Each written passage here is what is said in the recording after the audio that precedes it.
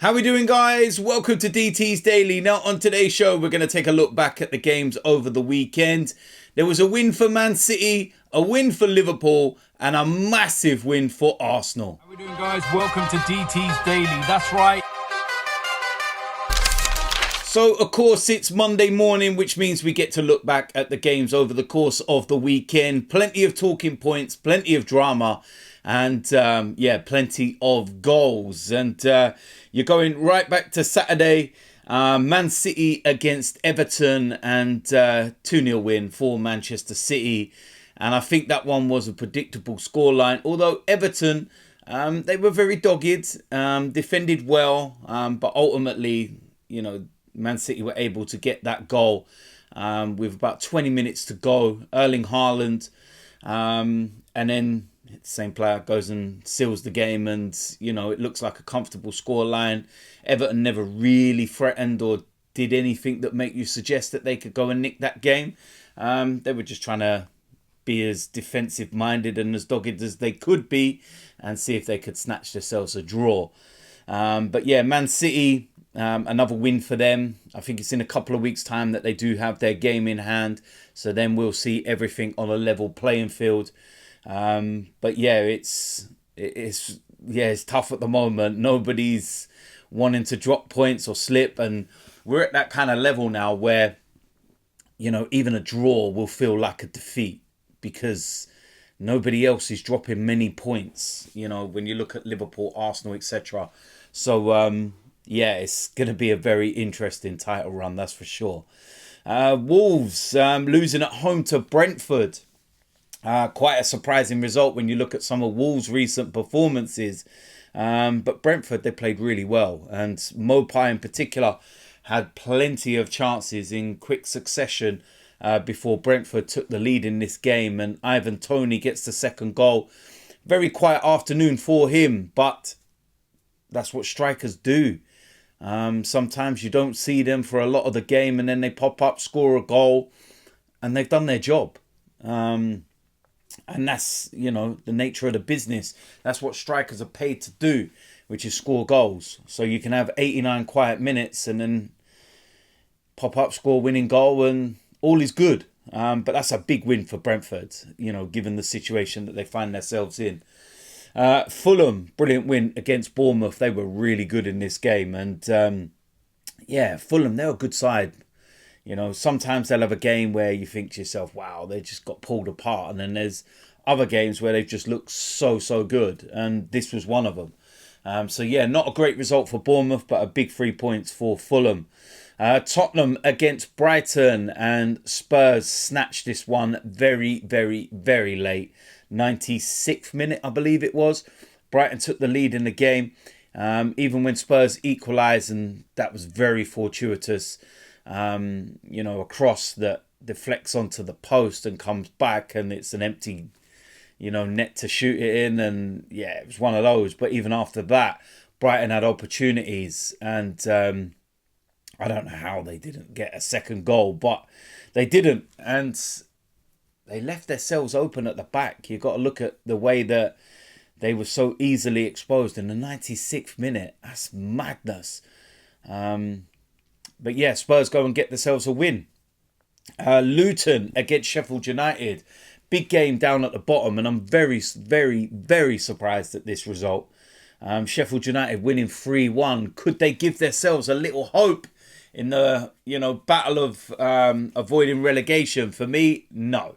Luton at home, not great for them. That's really an off day.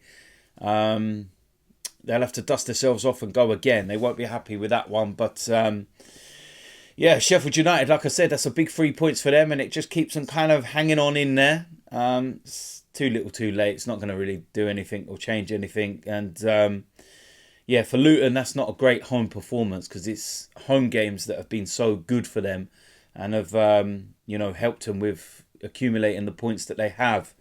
Liverpool against Burnley. Decent performance from Liverpool, although Burnley in the first half in particular played very, very well, and would have been kind of looking at the scoreline of being 1-0 down and thinking, how are we 1-0 down? They go and get an equaliser, really good header. And then I suppose the big talking point is Liverpool, when they go 2-1 ahead, it's a foul on the Burnley player on the edge of the box. He's been kicked. I think it was McAllister that kicked him. But he hasn't gone down. And what this shows you is the exact reason why players go down, roll around, and make it so known that they've been caught. You know, because if you don't, referees don't give a foul. You don't have to roll around the floor to be fouled. But technically you do.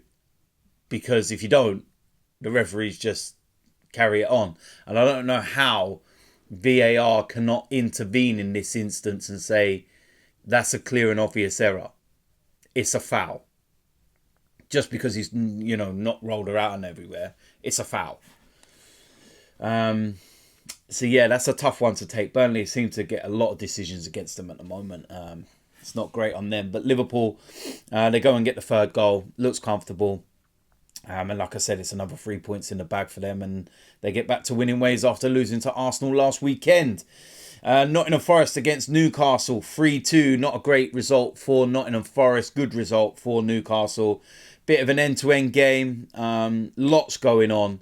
And yeah, Nottingham Forest, they'll look at that and they'll be kicking themselves. These home games, they've got to start to, you know, picking up those points. And that's not a great result for them.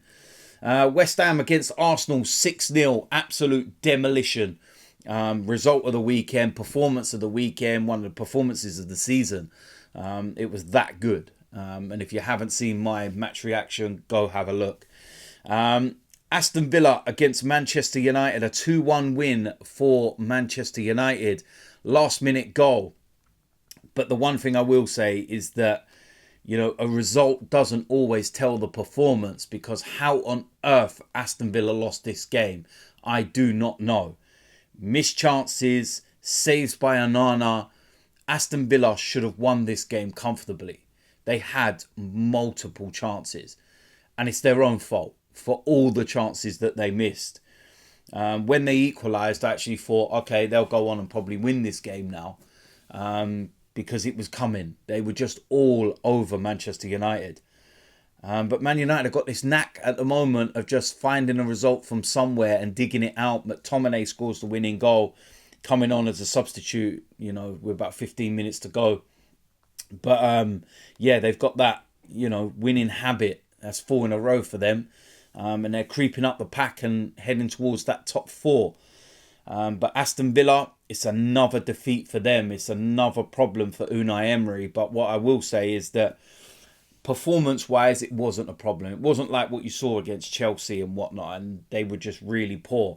This one, I don't think they were poor. They actually played really well. It was just their finishing that let them down. But yeah, big 3 points for Manchester United. You're looking at the round of games next weekend. Liverpool get to play first out of the 3. They're away to Brentford. Arsenal away to Burnley. Newcastle, Bournemouth, Fulham, Villa, Nottingham Forest, West Ham, Tottenham, Wolves, Manchester City against Chelsea Saturday evening. Another tough game for Chelsea. Sheffield United, Brighton, Luton, Manchester United, Everton, Crystal Palace. There is a game tonight, of course, and that's Crystal Palace, Chelsea.